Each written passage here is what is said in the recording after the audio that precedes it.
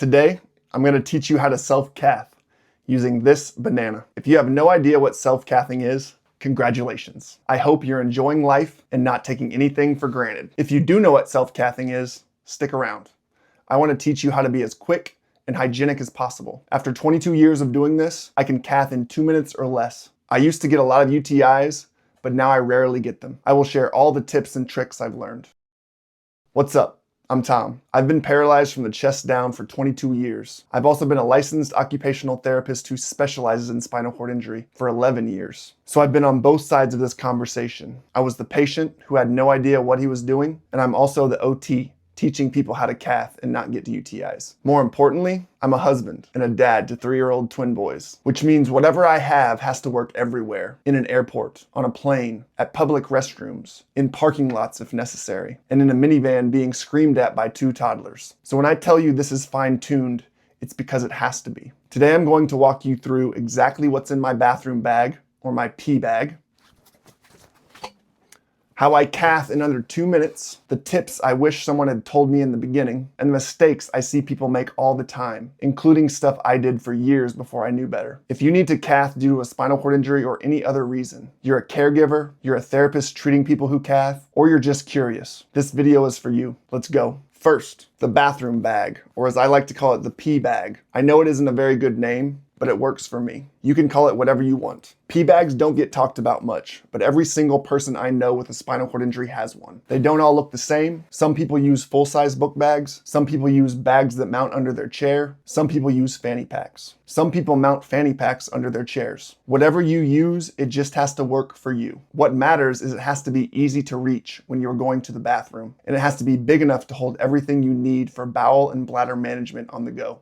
This thing goes with me everywhere. Flights, practices, pools, road trips, weddings, and anywhere else I need to go. This bag is strapped to my chair at all times. The only reason I take it off is to get in and out of my car, but then it's sitting right next to me. It is the reason I can pee anywhere, anytime, with minimal planning.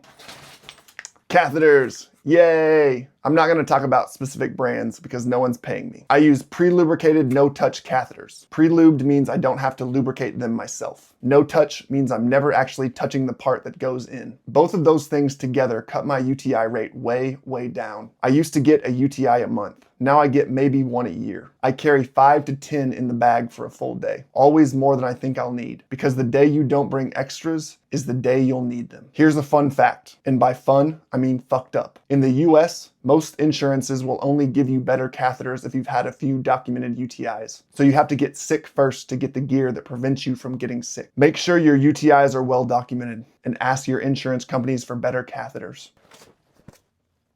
This is my pee bottle, the most underrated piece of gear in this entire setup. I wash it regularly and replace it monthly. This pee bottle is the reason I can pee anywhere. Can't find an accessible bathroom? Cool. I'll find a corner. I'll find a parking garage, or I'll find an open field if I have to. Obviously, don't do anything inappropriate, but if you need to go and there's an empty, unoccupied space and you can cover yourself and you're a guy, just pee in a bottle. It also solves the most annoying problem in any public bathroom. The one accessible stall is taken by someone who's probably not disabled. Cool. I just pull up to a corner and use the bottle. Sometimes I get looks, but I think it's mostly jealousy. If you're newly injured and you're stressed about going out into public, flights, road trips, or being stuck somewhere with no accessible bathroom, a bottle is the way to go. One more thing. The reason this works so well for me is because I have a chair that holds my legs close together.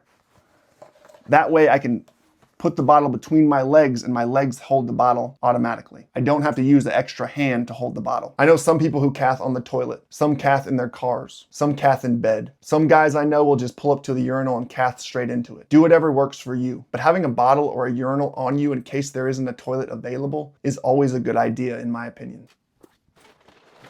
Hand sanitizer and gloves, because hygiene is the difference between a routine bathroom break and a UTI, which takes a week of antibiotics and possibly a visit to the hospital to cure. If I'm not near a sink, I'll use Germ-X. If my hands are visibly dirty, I'll use gloves instead. Gloves are also needed for digital stimulation. Germ-X and gloves are the bare minimum. Soap and water is the goal. Use it when it's available.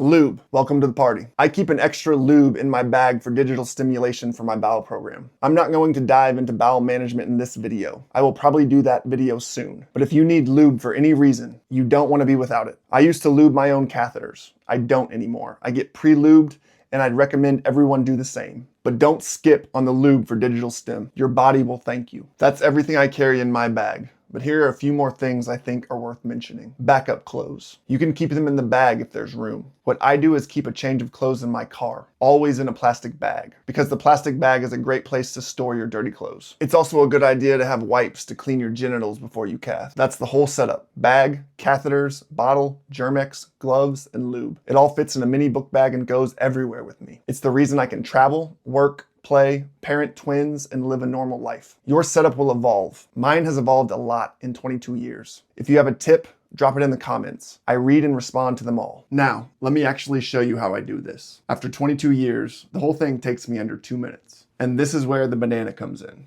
because I'm not really cathing on camera. So here's our stunt double. Before any of the steps, if you have good sensation in your hands, know where everything is in your bag. I don't even have to look. And I can pull out exactly what I need by feel. That speed comes from setup, not skill. Put everything back the same way every time, and your hands will learn it. Step 1, pull everything out first. Lay out everything you need before you start. You do not want to be reaching into a dirty bag after you wash your hands. Catheter, bottle, sanitizer out. Ready, in order. Soap and water if it's there. Gloves or Germ-X if it's not. Every single time. It takes 10 seconds. The alternative is a UTI, a doctor visit, antibiotics for a week, and feeling like shit. 3, unbutton your pants and pull them down. Ladies, undress your lower half. There's a few ways that guys hold their pants down. Some people use a bungee cord. Some people use straps that mount to the chair. Some people figure out a way to tuck under their own anatomy. I used a bungee cord for years. Eventually, I figured out I didn't need it. If you're a guy and you're struggling, try a bungee cord. There are also products that you can buy to mount on your chair. Use whatever works. First, open the catheter. Don't touch the catheter itself, touch the rubber part. As I pull it out, I push the rubber part down onto the catheter. So I'm not touching the actual catheter. The rubber part needs to be on the bottom part of the catheter so that you can get force behind it. You stabilize your penis with the other hand, and you carefully stick the catheter into your urethra or your pee hole and gently push it in. You should either feel it go into your bladder or pee will just start coming out.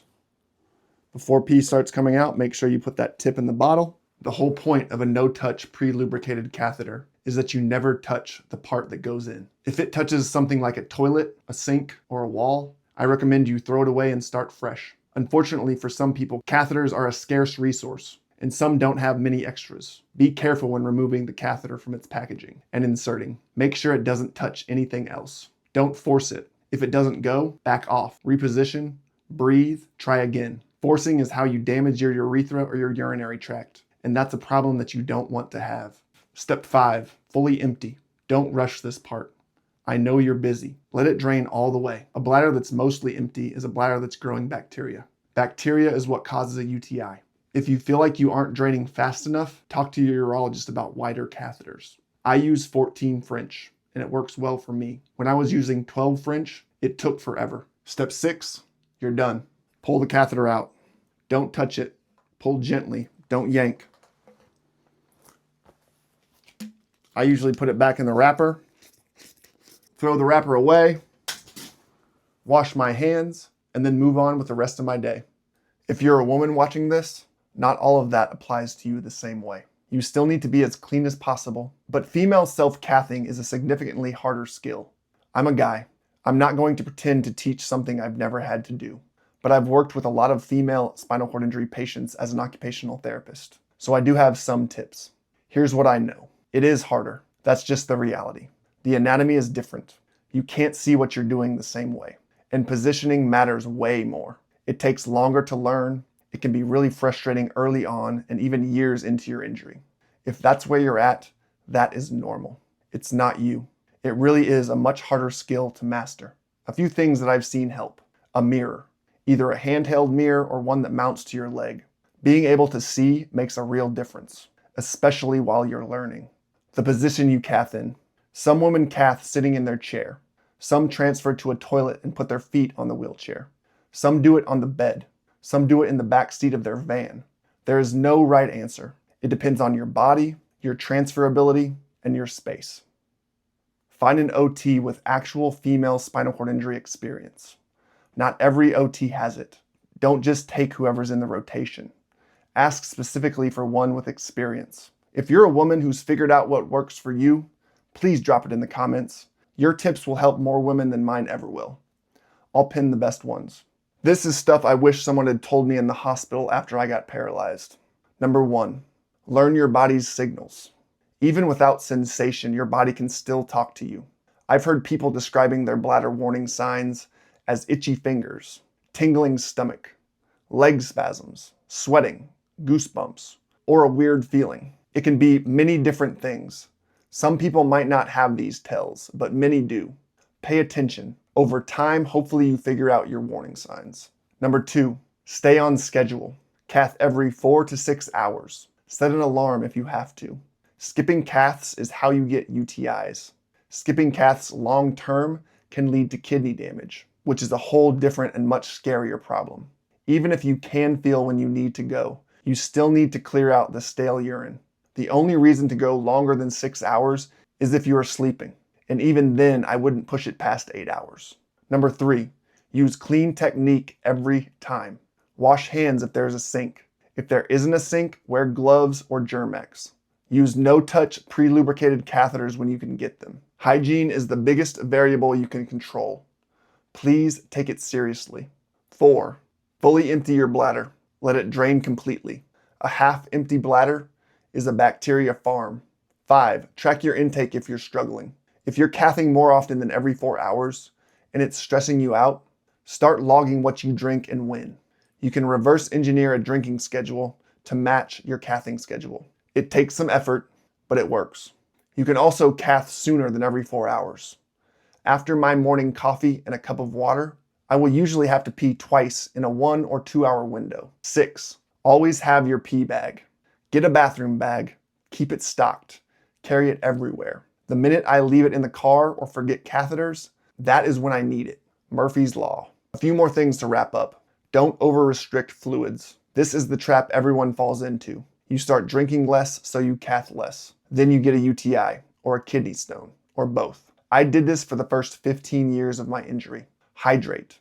I aim for 1 to 2 liters a day. It's okay to reduce fluids 2 to 3 hours before bed if overnight leaking is an issue. I do this and it helps me sleep through the night some nights.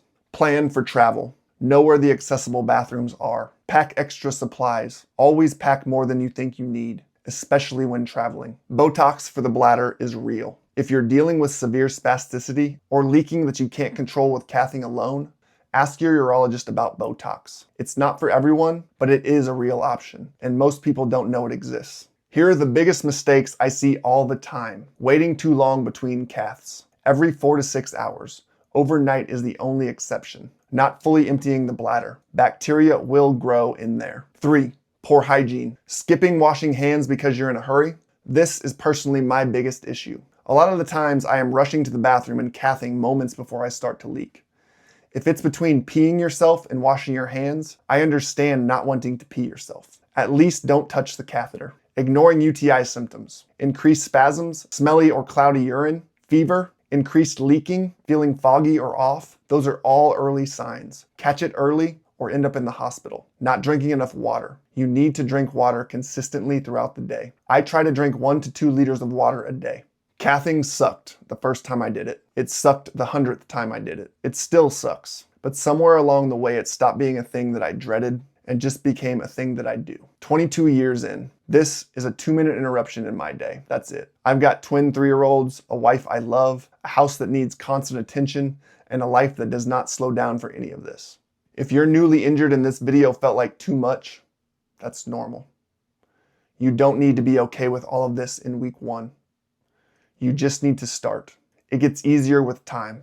If this video helped, please like, subscribe, and share it with someone who needs it. If you've got a tip that's not in the video, or a request for future videos, drop it in the comments. I read them and I learn from them. You stayed all the way through this entire video about cathing. Congrats.